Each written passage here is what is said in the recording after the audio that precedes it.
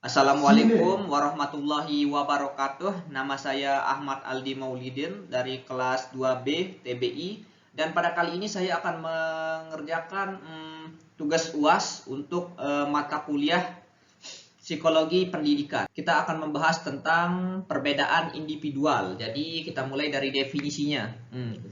Individu merupakan bagian terkecil dari suatu kelompok masyarakat yang tidak dapat dipisahkan ke bagian kecil. Istilah individu ini berasal dari bahasa Yunani, yakni individuum, yang artinya itu tidak terbagi. Sebagai individu, manusia itu memiliki kepribadian yang unik dan juga beragam. Jadi setiap individu itu memiliki karakteristiknya masing-masing begitu, yang bisa dari bawaannya atau mungkin dari pengaruh lingkungan sekitar. Kemudian ada perbedaan individual. Nah, Umar H. Malik itu mengemukakan bahwa perbedaan individu manusia dapat dilihat dari dua sisi, yakni horizontal dan juga vertikal. Nah, perbedaan horizontal itu adalah perbedaan individu dalam aspek mental, seperti misalnya kecerdasan, bakat, minat, ingatan, dan juga emosi. Nah, kemudian ada perbedaan vertikal. Nah, perbedaan vertikal itu adalah perbedaan individu dalam aspek jasmaniah, seperti misalnya bentuk badan, tinggi badan, dan besarnya tenaga, dan sebagainya. Nah, masing-masing aspek tersebut sangat mempengaruhi dalam kegiatan belajar dan juga mengajar. Kemudian ada perbedaan biologis. Nah, di perbedaan biologis ini ada keterbatasan fisik. Nah, siswa dengan keterbatasan fisik seperti misalnya ada memiliki gangguan terhadap penglihatan atau misalnya pendengaran itu sangat membutuhkan perhatian dan perlakuan khusus dari seorang guru agar proses belajar mengajarnya itu bisa berjalan dengan lancar dan juga efisien. Kemudian di sini ada perbedaan intelijensi.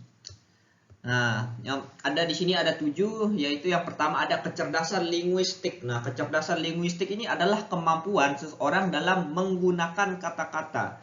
Kemudian yang kedua ada kecerdasan logis matematis, yaitu kemampuan seseorang dalam menganalisa dan memecahkan suatu masalah. Kemudian yang ketiga ada kecerdasan visual spasial, yaitu kemampuan seseorang untuk memahami konsep ruang. Kemudian yang keempat ada kecerdasan musik. Nah, kecerdasan musik ini adalah kepekaan seseorang terhadap suatu melodi dan juga ritme. Kemudian ada kecerdasan intrapersonal. Nah, kecerdasan intrapersonal ini adalah kemampuan seseorang untuk berinteraksi sosial. Kemudian yang keenam ada kecerdasan interpersonal, yaitu kemampuan seseorang untuk memahami dirinya sendiri. Kemudian ada kecerdasan kinestetik jasmani, yaitu kemampuan seseorang untuk mengekspresikan diri melalui gerakan fisik. Kemudian ada kecerdasan naturalis. Kecerdasan naturalis itu adalah kemampuan seseorang untuk mengenali dan mengkategorikan alam. Kemudian yang terakhir ada kecerdasan eksistensial. Kecerdasan eksistensial itu adalah kepekaan terhadap masalah hidup yang mendalam. Kemudian ada perbedaan psikologis. Nah, di perbedaan psikologis ini ada minat. Nah, setiap siswa itu memiliki minat yang berbeda-beda terhadap suatu mata pelajaran atau topik yang tertentu. Nah, semisal dia suka di misalnya pelajaran bahasa Inggris, maka siswa tersebut tentunya akan lebih jauh aktif di mata pelajaran tersebut ketimbang di mata pelajaran yang lain. Kemudian ada motivasi. Nah, motivasi belajar siswa ini juga bervariasi. Ada yang misalnya motivasi intrinsik, yaitu motivasi yang berasal dari diri sendiri, dan ada pula yang membutuhkan dorongan dari luar, seperti misalnya diberikan semangat oleh orang tua atau orang-orang di sekitarnya. Kemudian ada kepribadian. Nah, kepribadian setiap siswa itu berbeda-beda. Ada yang pemalu, aktif, pendiam, atau mudah bergaul. Nah, perbedaan kepribadian ini akan sangat mempengaruhi interaksi dan partisipasi siswa dalam pembelajaran. Kemudian ada perbedaan bakat. Nah, bakat itu ada yang pertama itu ada bakat umum, dan yang kedua itu ada bakat khusus. Nah, bakat umum itu adalah kemampuan dasar yang dimiliki oleh setiap orang. Seperti misalnya kemampuan berpikir, berbicara, bergerak, dan juga sebagainya. Nah, kemudian ada bakat khusus. Nah, bakat khusus itu adalah suatu kemampuan yang lebih spesifik yang sudah dimiliki oleh seseorang semenjak dia itu lahir. Nah, kemampuan bakat khusus ini adalah seperti misalnya bakat verbal, bakat numerik, bakat artistik, dan juga mekanik. Kemudian ada perbedaan gaya belajar. Nah, misalnya seperti visual. Nah, siswa dengan gaya belajar visual lebih mudah menyerap informasi melalui gambar, diagram, atau misalnya demonstrasi visual. Jadi mereka itu lebih cepat belajar dengan misalnya menggunakan slide-slide seperti PPT. Kemudian ada auditory. Nah, siswa dengan gaya belajar auditory ini, mereka itu lebih mudah menyerap suatu informasi melalui mendengarkan, berdiskusi, atau menjelaskan kembali apa yang telah disampaikan oleh gurunya. Kemudian ada kinestetik. Nah, siswa dengan gaya belajar kinestetik ini, mereka itu lebih mudah menyerap suatu informasi melalui aktivitas fisik, seperti misalnya praktik dan juga pengalaman langsung di lapangan. Kemudian ada perbedaan individual dan lainnya. Yang pertama itu ada kemampuan membaca dan menulis. Nah, penelitian itu menunjukkan bahwa pada usia sekolah dasar, perempuan itu lebih cenderung memiliki kemampuan membaca dan menulis yang jauh lebih bagus daripada laki-laki. Sedangkan untuk kemampuan matematika dan sains, pada usia remaja itu, laki-laki itu cenderung lebih dominan dan lebih hebat dalam kemampuan matematika dan juga sains dibandingkan perempuan. Kemudian perbedaan perkembangan. Nah, perbedaan jenis kelamin juga itu dapat mempengaruhi perkembangan fisik dan psikologis siswa, sehingga guru harus memahami dan menyesuaikan pendekatan pembelajaran yang digunakan. Terus terakhir itu ada perbedaan kecakapan bahasa. Nah, perbedaan kecakapan bahasa anak ini sangat dipengaruhi oleh berbagai faktor seperti kecerdasan, pembawaan, lingkungan fisik, terutama organ bicara dan sebagainya. Nah, kemudian cara guru menyikapi perbedaan siswa di kelas. Nah, ya, cara-caranya itu seperti misalnya memahami karakteristik siswa. Guru itu harus berusaha memahami karakteristik dan kebutuhan belajar setiap siswa agar dapat merancang pembelajaran yang efektif dan sesuai dengan perbedaan individual mereka. Kemudian yang kedua itu adalah menciptakan lingkungan belajar yang kondusif. Nah, guru itu harus menciptakan suasana lingkungan belajar yang kondusif, nyaman, dan mendukung perkembangan seluruh siswa dengan latar belakang yang berbeda-beda. Kemudian yang ketiga itu adalah pengembangan profesionalisme guru. Nah, guru-guru itu harus mengembangkan kompetensi dan profesionalismenya untuk mengakomodasi perbedaan individual siswa secara lebih efektif dan efisien. Baik, sekian materi dari perbedaan individual. Kita lanjut ke materi berikutnya. Baik, kita lanjut ke materi kedua, yaitu berpikir. Nah, mari kita masuk ke definisinya terlebih dahulu.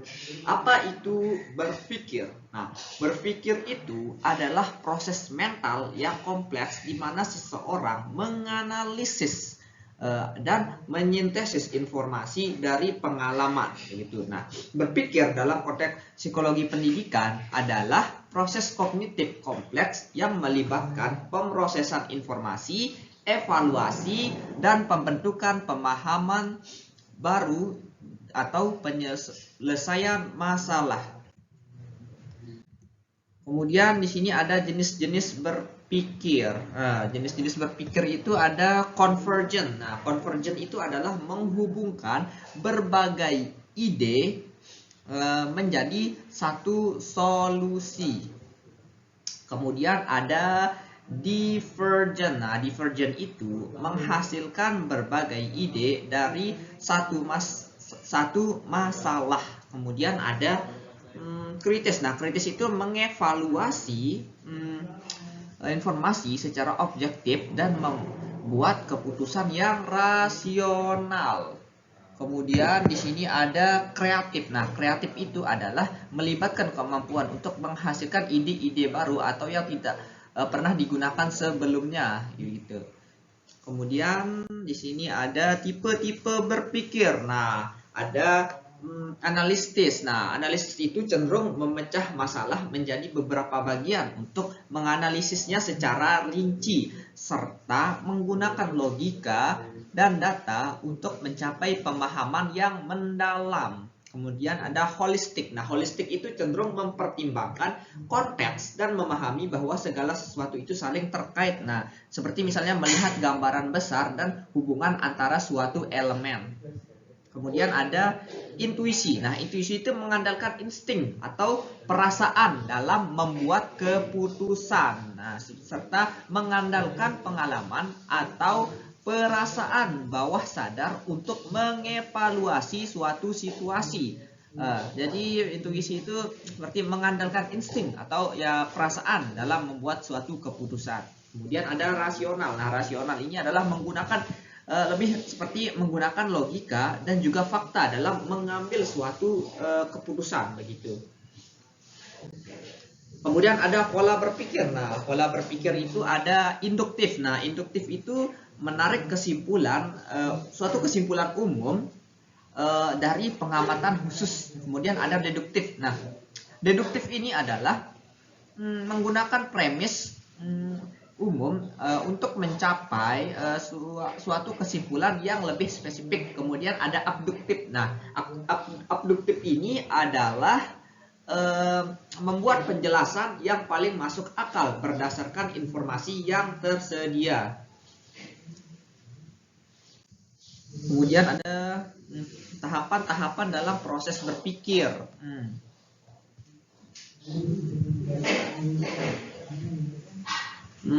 Yang ada pertama itu ada pemahaman. Nah, pemahaman ini melibatkan pengumpulan informasi yang relevan dan pemahaman yang mendalam tentang suatu konteks atau latar belakang masalah.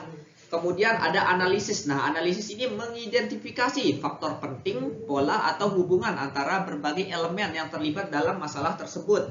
Kemudian ada pemikiran kreatif. Nah, pemikiran kreatif ini melibatkan penghasilan ide-ide atau solusi yang baru dan kreatif gitu. Kemudian ada evaluasi. Nah, evaluasi ini mempertimbangkan pro dan kontra dari setiap pilihan. Itu mengidentifikasi risiko atau konsekuensi potensial dan kemungkinan hasil dari setiap keputusan yang diambil gitu.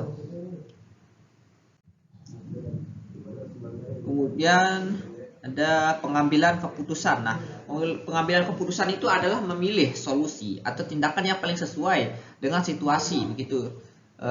Seperti misalnya mempertimbangkan preferensi pribadi, nilai-nilai dan tujuan yang pertimbangan praktis dan etis. Kemudian ada implementasi.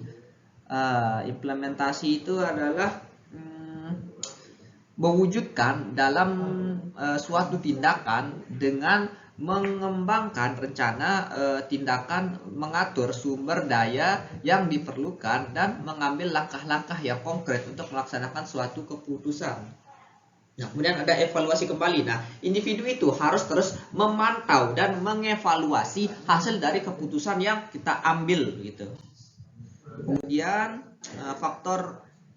faktor-faktor pendukung. Nah, faktor pendukung itu yang pertama ada pendidikan. Nah, untuk meningkatkan keterampilan pendidikan itu dapat meningkatkan keterampilan kritis dan juga analisis. Kemudian ada pengalaman. Nah, pengalaman itu dapat memperluas perspektif dan juga wawasan yang kita punya. Kemudian ada kemampuan kritis. Nah, kemampuan kritis ini adalah kemampuan untuk mempertanyakan, menganalisis dan mengevaluasi suatu informasi yang kita dapatkan. Kemudian ada keterbukaan mental, yaitu mempertimbangkan berbagai perspektif sebelum membuat keputusan atau menyimpulkan suatu hal.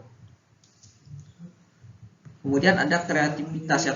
Kreativitas itu adalah mendukung proses pemecahan masalah dengan cara-cara yang baru yang belum terpikirkan sebelumnya. Nah, tadi faktor pendukung, sekarang faktor penghambat. Nah, faktor penghambatnya adalah yang pertama itu ada ketidaktahuan. Nah, seperti misalnya misalnya tanpa pengetahuan itu, seseorang itu akan kesulitan dalam mengevaluasi suatu informasi atau membuat keputusan yang baik. Kemudian ada bias kognitif, yaitu distorsi dalam pemikiran yang mengganggu pengambilan keputusan. Kemudian ada namanya emosi yang kuat. Nah, emosi yang kuat ini dapat mengganggu kemampuan seseorang dalam berpikir rasional.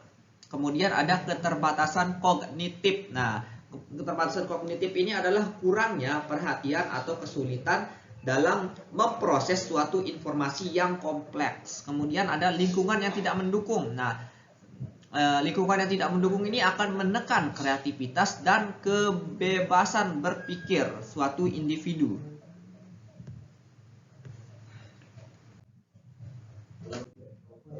Berikut ada cara untuk mengidentifikasi cara berpikir seseorang. Yang pertama itu adalah mengamati interaksi dan komunikasi dengan memperhatikan bagaimana seseorang tersebut berinteraksi dan berkomunikasi. Kemudian itu ada pertimbangkan cara mereka itu untuk menyelesaikan masalah, yaitu kita itu harus mengamati pendekatan mereka terhadap tantangan. Kemudian ada kita itu observasi cara mereka merencanakan dan pengambilan keputusan, yaitu lihat cara bagaimana mereka itu mempertimbangkan faktor dan juga dampak. Kemudian ada pertimbangan cara mereka menanggapi tantangan dan perubahan, yaitu kita itu harus mengamati respon mereka terhadap situasi baru.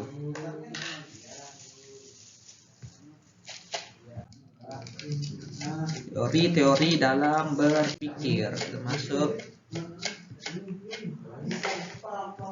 ada yang pertama itu teori analitis dan heuristik. Nah, teori ini menggunakan pemrosesan logis dan pintasan mental. Kemudian ada teori pengambilan keputusan rasional. Nah, teori ini memilih tindakan terbaik berdasarkan logika gitu. Nah, jadi terus ada teori dual proses. Nah, teori dual proses ini, teori ini mengusulkan bahwa ada dua sistem yang beroperasi dalam pikiran manusia, yaitu sistem satu yaitu sistem otomatis dan intuitif, dan sistem dua yaitu sistem reflektif dan analitis. Jadi teori dual proses ini menghubungkan sistem berpikir otomatis dan juga reflektif. Kemudian ada teori pemrosesan informasi. Nah, teori ini membandingkan pemikiran manusia dengan komputer dengan fokus pada manusia memproses suatu informasi yang didapatkan. Nah, teori ini membandingkan pikiran manusia dengan proses dengan komputer dalam memproses suatu informasi yang didapatkan. Gitu.